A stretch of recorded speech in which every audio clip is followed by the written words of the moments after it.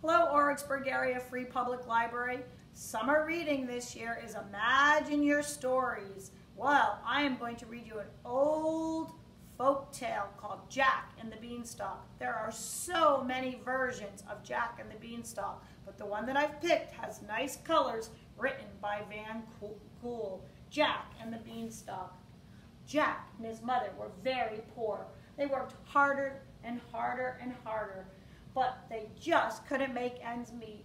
One day, when Jack was gathering sticks with his pet squirrel Chip, his mother called him. "Jack, you must take this cow to the market and sell her," she said sadly. "We will use the money for food." Jack and Chip set off with the cow. On their way, a bird called to them. "I know who will buy your cow," said the bird. "Follow me." So Jack, who enjoyed an adventure, followed the bird into the woods. The bird perched on the hat of a raggedy old man leaning on a staff. "I will buy your cow," he said. "In exchange, I will give you these 3 magic beans." Jack felt sorry for the old man and was tempted by the word magic. He made the exchange and ran home excited with the beans in his pocket. "Look, Mother, look!" cried Jack, rushing into the cottage. "I sold the cow for these magic beans." But his mother was shocked instead of happy. "What? What?" she exclaimed. "How will we survive? These beans are worthless," she said, and she threw them to the ground. That night, Jack went to bed, sad and hungry. But the next morning brought a great surprise. The bird he had met the day before flew in the window and woke him, crying, "Look, look! Over the magic beans have grown into an enormous beanstalk." Jack and Chip ran into the garden. The beanstalk soared so high above the cottage that it disappeared into the clouds. Eager to explore, Jack began to climb the stalk, and Chip led the way. Far up in the clouds, they found a strange land of jagged rocks and rugged cliffs. "I wonder who lives here," said Jack. The bird guided them to a huge castle in the distance. "Is anyone at home?" called Jack when he reached the castle. He was amazed when the giant's wife appeared at the door. "Shh! Come in quickly and hide," she warned, "before my husband comes." Frightened, Jack and Chip ran into the castle. The giant's wife was kind and gave Jack something to eat. He felt better, and he looked around in wonder at the huge rooms and the large furniture of the castle. "You may stay and rest," said the giant's wife, "but if you hear my husband coming, you must run away." Jack was too curious to rest, so he and Chip explored the castle. Imagine Jack's surprise when he saw on the giant's table a magic hen, the enchanted heart, and a bag of gold. But as he reached for them, Chip tugged frantically at his shoe. The giant was coming! The giant was coming! His thunderous steps shook the castle to its foundations. Jack dived under the table as the giant stamped into the room, clutching a heavy club. He was suspicious. Sniffing the air, he roared, "Fee, fi, fo, fum! I smell the blood of an Englishman. Be he alive or be he dead, I'll grind his bones to make my bread." Jack shook with fright, but the giant's wife said, "That's only your lunch you smell. I have prepared a whole ox. Sit down and eat it before it gets cold." The giant sat down at the table and ate until he could eat no more. And he began to yawn and stretch. The large meal had made him sleepy. Jack crept from behind his hiding place, grabbed the bag of gold, and ran to the window. The giant did not wake up. Jack and Chip jumped out of the window and ran for their lives. As they approached the beanstalk, they saw their friend the bird. "Hurry, hurry!" he cried, as they leapt in among the leaves and slid rapidly down to the ground.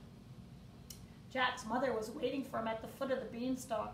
He gave her the bag of gold, saying, I've gotten it from the giant's castle, and I am going back up for a harp and a hen. Wait, Jack, she cried. But he was already climbing the beanstalk. Don't worry, Mother, he called, and he disappeared from sight.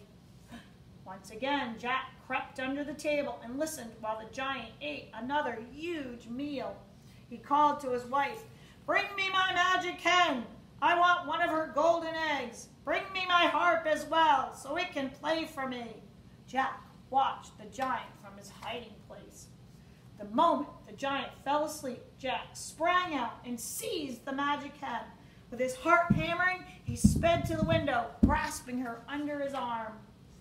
As Jack and Chip jumped out of the window, the hen let out a squawk. "What?" They raced across the rocky plain to the beanstalk. Chip tried to calm the frightened hen, but it was too late. The magic hen had awoken the sleeping giant. The ground shook as the giant burst from his castle, swinging his heavy club. Rocks crumbled under his feet as he searched for the intruders who had run away with his hen and his bag of gold. But Jack and his friend were already tumbling down the beanstalk. The angry giant, did not see them. Jack's mother was so happy to see Jack back safe that she almost cried. Then her face lit up when she saw the magic hen that he had brought home. "We will never be poor again, Mother," said Jack. But Jack could not stay quietly at home for long. He kept thinking of the enchanted harp in the giant's castle. One morning, he climbed the beanstalk again. The giant had just called for the harp, and it began to play as Jack and Chip crept into the castle. The harp's beautiful music covered any noise they made. The two friends slid under the table as the harp played a happy tune. "Play again," commanded the giant. The harp responded with another burst of sweet music. The sound was so beautiful that Jack and Chip forgot that there was any danger and grew closer and closer, listening to the beautiful music. The giant spotted them. "You little thieves," he roared, grabbing at them. Jack snatched the harp and ran as fast as he had run before. "Quick!" cried the bird as they scrambled into the beanstalk. "He's just behind you." The beanstalk trembled with the giant's weight. Jack almost dropped the harp, but he hurried and climbed down safely. When he reached the ground, Jack seized an axe and struck the base of the beanstalk. He chopped and he chopped with all of his might as the giant swung down, hand over hand. The great beanstalk began to sway back and forth. There was a loud crack, and it crashed to the ground.